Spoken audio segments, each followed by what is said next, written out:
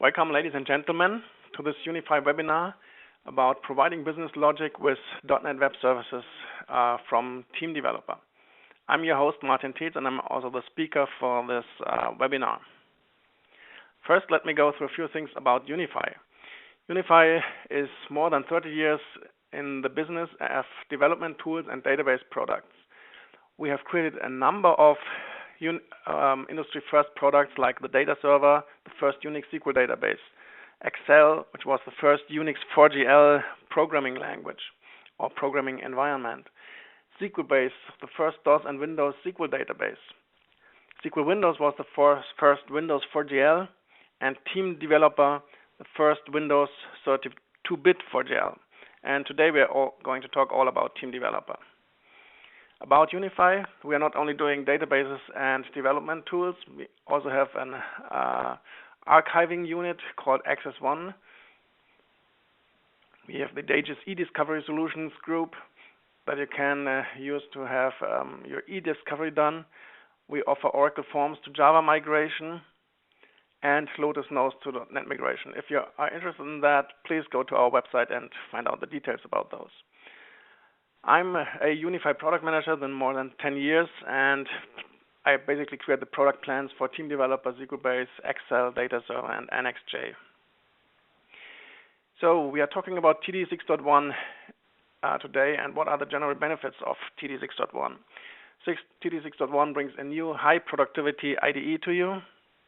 It brings new enhanced high usability GUI controls and powerful new .NET integration, so you can leverage investments into the Team Developer code that you created in the past and other .NET code that has been created maybe using Visual Studio and C#.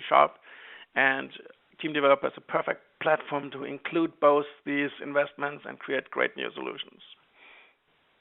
The agenda today, I will talk a bit about Web Services basics, about Microsoft ASP.NET Web Services, about creating Team Developer Web Services, about exception handling in web services, about deploying Team Developer Web Services on IIS, about web services testing. I will do a demonstration of all these things so you can see how that works live. And we will have a questions and answer session. For the questions and answer session, I would like you to put the questions into the WebEx question tool so I can answer them all at the end of the webinar. Thank you. So, Web Services basics. A method of communication between two electronic devices over a network. Typically uses the SOAP, Simple Access Protocol messages. It exchanges structured information over a network. The data is being format, and the message transfer is done using HTTP Hypertext Transfer Protocol. Web services are described in a description document that is in XML format as well, called the WSDL, Whistle Web Service Description Language. And web services are based on proven technologies like XML and the ubiquitous HTTP protocol, so they are pretty much at the core of every operating system and platform that you will be using in your enterprise or in your life, really, because even smartphones do support calling web services. Microsoft ASP.NET Web Services. That's the underlying technology we are using for Team Developer Web Services on .NET. It is a component of ASP.NET, of the ASP.NET Web Application Framework. It's built on the Common Language Runtime, the CLR, and coding is done via .NET languages, so of course you can use Team Developer SAL with TD 6.1 to write web services. Internally, the ASP.NET Web Service use the .NET Framework classes XML serializer to serialize and deserialize data, and the .NET SOAP extensions classes allow ASP.NET components to process SOAP messages. So it's all built into the .NET Framework, and this is all background information for you. You don't really need to know that, but just so you know what we are using. And at the end, a web service provider is compiled into a class library assembly, which is basically a DLL. And the service itself then is exposed through the .asmx handler, which is a .asmx file, which provides the WSDL interface for the consuming application and the browser testing interface. So TD 6.1 allows creating web service using ASP.NET. Now, how do you create team developer web services? In TD 6.1, you have new classes called web services, and these web services, as you can see on the screenshot, do have functions and operations. In this case, there's a number of operations, which are basically functions that you can provide to the public via a web service. And all these operations are being published to the outside via this WSDL file. And so consumers can read the WSDL and know how to talk to these operations that you created with Team Developer. Now, the simplest way is to talk to these functions is to use a browser interface, the ASMX handler that I mentioned before. If you open the ASMX file from a browser, you get the list of operations the web service provides, and from that you can do some testing of the web service, some initial testing, see if it works. You can even test all the web services that you have to see if they're working and doing what you think. And then, of course, you can have client applications. In this case, this would be a Team Developer web service client application that calls web services that have been created in TD.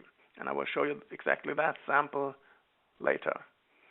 And with web service, of course, you can have other clients that run in other operating environments, like, for example, Android. In this case, the screenshot is an Android emulator running an Android application that calls these web services created with Team Developer. So basically, web services open up your business logic, and you can use them from TD applications, from HTML, ASP.NET applications, from smartphone, iOS, Android applications, and of course, tablet applications, if you like. In TD.NET, there's a new web service build target. The first thing is you create a new Team Developer application, and then select the new build target .NET Web Service DLL. And if you do that, then it will create that DLL. And if in the target name you specify the deployment directory, in this case you see that path there, inetpub www root. That means in this case the developer has already put in the internet information server path where he wants to publish his web service. Maybe this is for local testing only, but you know that every Windows license basically has IIS, Internet Information Server, included, and you can enable that and do some nice testing of your web service on your own machine, really. So how do you implement business logic with TD 6.1 web services? There's a new outline class called a web services class, similar to a functional class, except no class and instance variables are present and can be used. You can have one or more web service classes. You can implement one or more operations per web service class. As you can see on the right there's multiple operations for every of the web service classes. You can implement functions local to the class. These functions are not exposed to the consumer of the web service. They are just internally for you, so you can structure your code nicely. Operations can, of course, call other operations. And operations can call functions local to the class or TD internal functions. So if you have internal global functions in your web service app, then you can, of course, call these from your web services. The web service class can derive from other non-UI or COM class types. It can derive from functional class and other web service class. Web services can use global variables, instance variables of TD functional classes or assemblies. And any available SAL or SQL functions that access ZAL files or any .NET assemblies as long as there is no user interface involved. So user input will block the process. Basically, you can do everything that is involved with business logic, accessing the database, writing things to files, if you like, accessing email, things like that, but without providing a user interface. If you compile web services, it generates the .NET Web Service DLL of the given name and, of course, of the given path in the build settings. And the web service class will be exposed in the ASMX handler, which exposes the WSDL, and that includes the port name, the address location of the web service, bindings, operations, complex type definitions, and the endpoint, which is necessary for communication, but really nothing you need to understand in detail, but just you need to know how to get, if you create a TD client application that consumes web service, you need to know how to get to the WSDL file to create your consuming application. IIS deployment. You need to deploy your .asmx file to a directory below the inet pub. So inside the directory structure of Internet Information Server, you create basically a new directory there below www root, and there you do put the .asmx file that you created, or that has been created when you compiled the web service app. The DLL that has been created when you compiled the web service app needs to go in a subdirectory called bin from that location. So you basically have the ASMX and then the subdirectory bin where you put that DLL plus all the other dependent files that that DLL calls. So if you're calling other .NET assemblies, classes, then you need to put all these DLLs into the bin directory for the application to be able to access those. So a bit of background information about what to do with IIS to get all this working. I told you before that Windows comes with IIS included. You might need to turn the features on in your control panel, turn Windows features on or off. You need to switch on all the ASP features and all the IIS features to make this work. Also select security if you want to play with HTTPS security, for example. And then, if you have done that, if IIS is up and running and you can start the iNet Manager, which is the management console of Internet Information Server, you basically have a tree in there of the directory structure of your website, and in that tree, select the directory that contains your web service and do a right click on that one and then convert that directory to an application. So IIS knows that this is not HTML content in there, but application things, and sets the right security and access rights for web services. Another thing is the Web.config file. If you have a local machine, you might not have a root Web.config file, but if you have a larger website where you want to deploy these web services, you probably have a root Web.config file that is being used by your webmaster to define the details of your website. You should really care about the application Web.config file, which is optional but helps you to set up team developer web services quite nicely. So there's two things you can do there, and one thing is the .asmx testing. By default, .asmx testing, which means that you open the browser and access the web services you have created using the browser interface, that only works on your local machine. You cannot do that accessing a remote machine. If you want to enable that, you can add the code to the right. Under protocols, add name HTTP GET, HTTP POST. That means that then IIS allows to do remote testing of the web service, which is nice, of course, when you deploy your web service to a remote IIS server. And another thing you need to provide is if you use SQL-base, you need to specify the path of the SQL-base API using the add key values that you see below there, TD installation directory and TD SQL INI file, and those will be used to connect to the database when your web service is running. And I will show you that. I have all that available on my local machine, of course. Exception handling. In TD 6.1, we introduced a new concept of .NET exception handling, which is called when exception and end exception. This allows you to trap any exception and act on the exception. You can either ignore, swallow the exception, or handle it. The usage is similar to when SQL error, and it acts like a .NET try catch. This is really for the C# developers. I don't need to get into details here. And if you talk about SOAP exceptions, exceptions in web services are thrown as SOAP exceptions to the client. So any code inside the web service that throws an exception, and if the exception is not handled by the web service, it is thrown to the client application. And the client application receives a SOAP exception then. No exception is returned if when SQL error handling is present. So in your web service code, you should be doing when SQL error handling. For example, when SQL error, then get the error text and pass back the error text to the client, or return the error number to the client using the SOAP exception call, the new SOAP exception call that we implemented, throw SOAP fault, and that passes a string where you can return the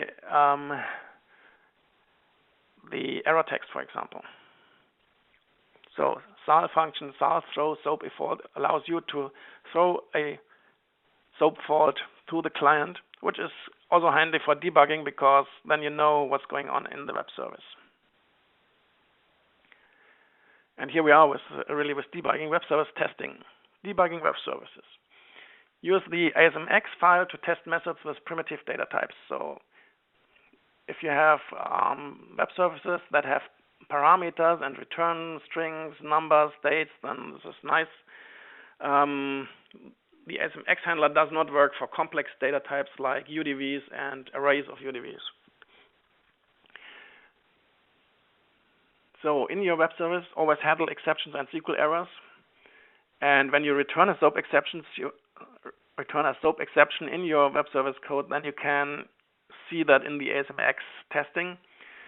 Again, no user interface is allowed in web services, so you cannot do something like SAL message box and tell them, do some debugging using SAL message box. You should use SAL trace and write to the Windows event log really, and then see what's going on. Some background information about ASP.NET and IIS app recycling, which is quite handy. And I must say the implementation of IIS and .NET is very nice and easy for developers here. If you create a new version of your web service DLL, you can simply copy that DLL over, and the web service is being rebuilt on the fly by IIS. There's no need to bring down IIS and restart it. Just on the fly, you copy over the new DLL, and that new code will be available to users immediately. So quite nice infrastructure there from the .NET side. More web services testing. The ASMX handler allows you to test operations with primitive data types as parameters. It shows you the SOAP request response. So if you click on one of the operations, you are asked if that web service has a parameter. You are asked to provide that parameter, and then you can press the invoke button, and you get a new open tab that shows the result of that web service and shows you the parameter, or shows you the return values from that web service. The testing URL is like this. So your host name, then the directory of your web service, and then the web service name .asmx. And that will open what you see to the right, the basically web page that lists all the operations that one web service provides. So here, let's do the first demonstration with the Friends web service. So I do have some code here, and I open TD 6.1. Let me show you that code. And you see that I have a web service class, my web service. In that class, I do have functions and operations.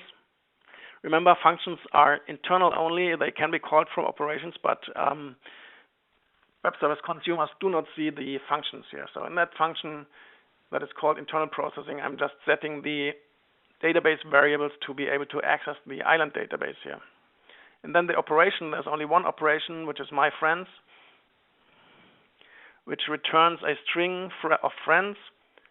And there's some local variables like a SQL handle, all the variables I need to create a set of friends. And in the code of the web service, I basically call my web service internal function. Then I connect to the database. If not, I return connect failed. So, this is basically the lowest level of debugging that you can do. And then, if you look at the ASMX results, then you would see that the connect failed if the SQL base isn't available. So, call SQL prepare. I select the email address of my friends from the contact table, and in a loop, I do append all these into the sFriends variable. And at the end, I do return the sFriends to the caller, which basically is the return value from the web service operation. So that's all I'm doing. And I do already have this web service set up on my IIS. Close that here and go to the file manager. What's the other one? So here you go. It's on my machine directory inetpub www root, then in web services and my web services friends. So I have two subdirectories here. In the friends subdirectory, I have the mywebservice.asmx file, which has been created when I did compile my web service app. I do have a Web.config file that contains the important things, the key TD installation directory and TD SQL INI file. Those are very important. If you don't have those, your web service probably won't connect to SQL base, and you would see that error string there that the connect failed if you try it. And in the bin directory, I do have the web service DLL that has been compiled. So now let's go to Internet Explorer and call this web service. So I can just call this web service, and it returns all the email addresses of all my friends. So you see the ASMX page here, and then it opens a new tab with the results from the web service. So I'm really not happy with my web service because I really want to create a more complicated web service, and let me change that web service a little bit. What I want to do is I actually want to pass a value to the web service that then allows me to search for certain friends in my database. For example, I want to have back all friends with last name equals like M. So what I do is I need to pass a parameter to this operation. At next level, a string, and let's call that S last name. And then what I do is I modify my SQL statement, because now I do also need to specify a where clause. Where cont last name like colon S last name. So this should be everything I need to do to change my application to now obtain an input parameter to the web service and then only return the contact names that I want here. So let me save this example, save as.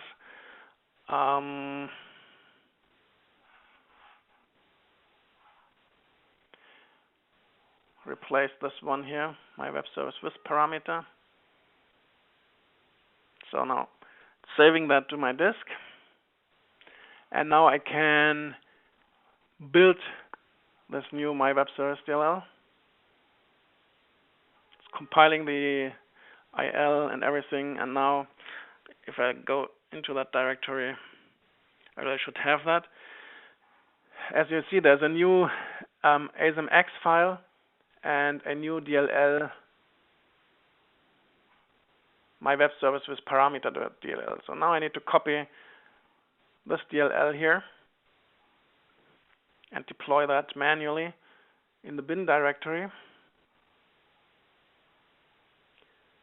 And then in the friends directory, I need to copy over the new ISMX file that now includes the parameter to my updated web service here. Replace. Okay. And now if I go to IIS, reload this here, my friends, and now you see that it knows that there is a parameter for that web service now. So my change is available already, and I can search for all friends that have a last name that start with M, execute it, and you see I get a string back with all my with the email addresses of all my friends that do have a last name starting with M. So this is a first example of how you can create and deploy team developer web services.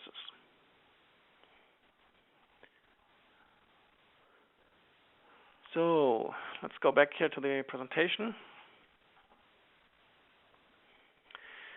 The next step really is another presentation and a demonstration, which is this TD World Factbook web service. Now, in this presentation, I have created a slightly more complicated environment. Actually, I'm really using the World Wide Web and using remote web service access here.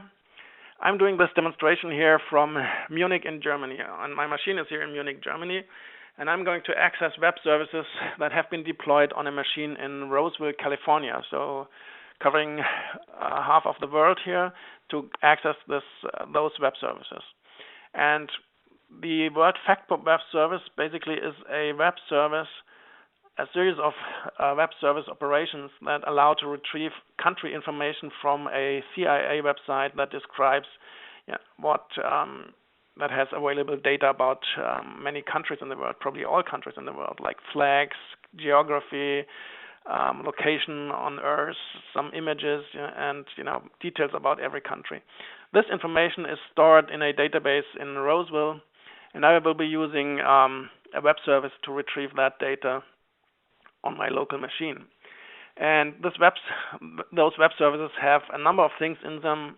They use XPath, system.reg.x, so a number of back-end processing, including calls to the .NET framework, calls to SQL base, and it could even do offline data access by accessing the CIA website directly and retrieving the data from HTML pages instead of going through the database. So what I'm going to do first here is show you the team developer code of the web service that are available remotely. So what you see here is that this application has global internal functions, check SQL base process and connect, for example, check SQL base process, basically checks if there is a Windows process available that is called dbntserv, so it checks if that SQL base is running in this case.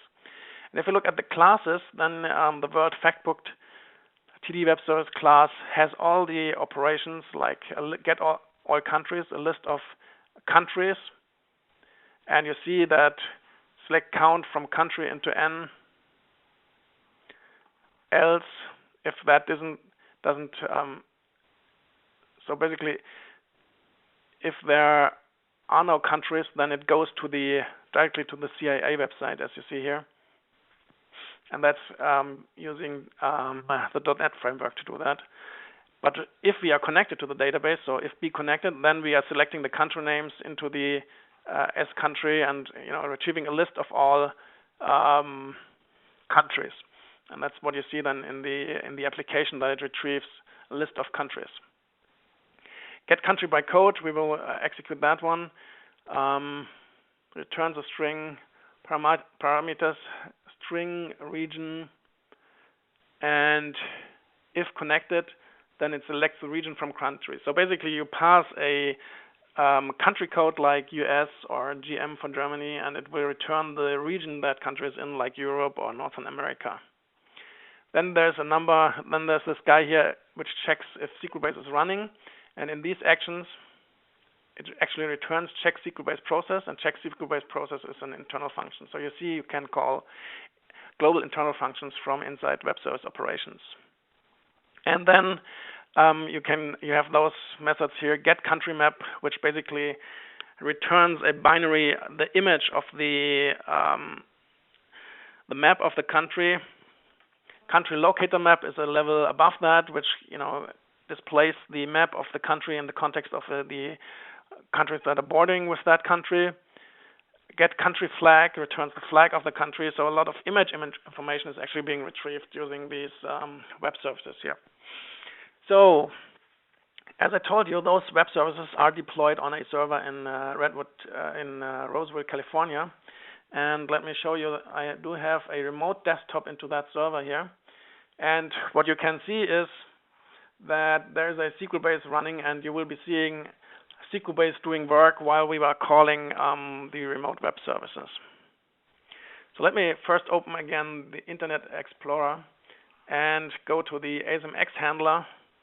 And what you see now is that the URL is not localhost, but it is a true URL on the World Wide Web that points to the web services that are deployed in California here. Now, what I can do now is, for example, get country code. I will test operations of this web service. Now let me reduce the size of Internet Explorer here so we can see SQL base working in the background. As country, so let's say we are looking for United States. And if you invoke that, then a new tab opens, and you see it returns US for the country. And you also saw that, here you see that on the remote desktop, that it did select ID from country where country name equals. So exactly what I executed has been executed on that server, but it has not gone through the SQL base API, but has gone through this web service, of course. So let me go back here. So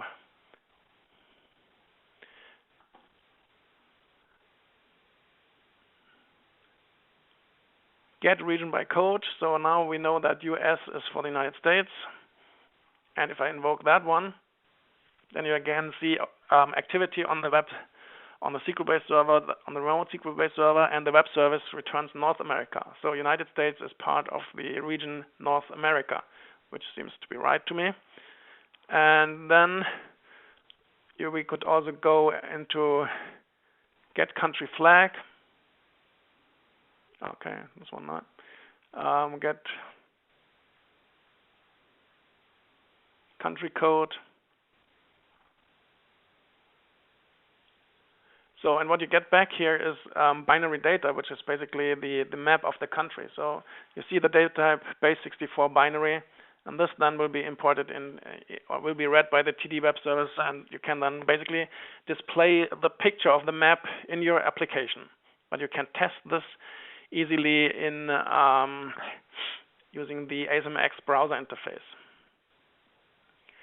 So, okay, so this is the browser interface. You can use this for testing your applications, but then you can, of course, also create team developer applications that access those web services. And I want to show you the client application now, the World Factbook client, which is a TD application that calls these web services that you see running in the background here. Now let me compile. I won't show you the code because the consuming web services will be our next webinar in December. But you will see that it gets the list of countries. So that's the first call. Now let's just bring the SQL base there up again, so you can see that it's doing things. So if I click on a country now, for example Australia, then it retrieves all the information about Australia, and you see all that flags, maps are being pulled via the web service, and SQL base is providing that data to the web services back there in California. And you see that, it's even pulling out, kind of touristic information about Australia here. So you can see things about Australia, so pretty detailed information if you want to get a quick overlook about a certain country, which the CIA probably needs to know because they get involved with many countries. So if you look at Greece, you see again in the back end the processing occurring, and the web services are returning the data for Greece, including the flag of Greece, the country code of Greece, the short code, and all the other information here. So this is how a web service consuming application accessing remotely deployed web services. Okay, so this is really what I wanted to show you, how web services do work. Now, question and answers. I do have a question here, and that is, what's the difference between functions and operations in TD web service? The difference between functions and operations is that the operations are the ones that get published to the outside, which are then part of the WSDL file. Let me do one thing that I didn't show you, I think, which is looking at the WSDL of a web service using the ASMX handler.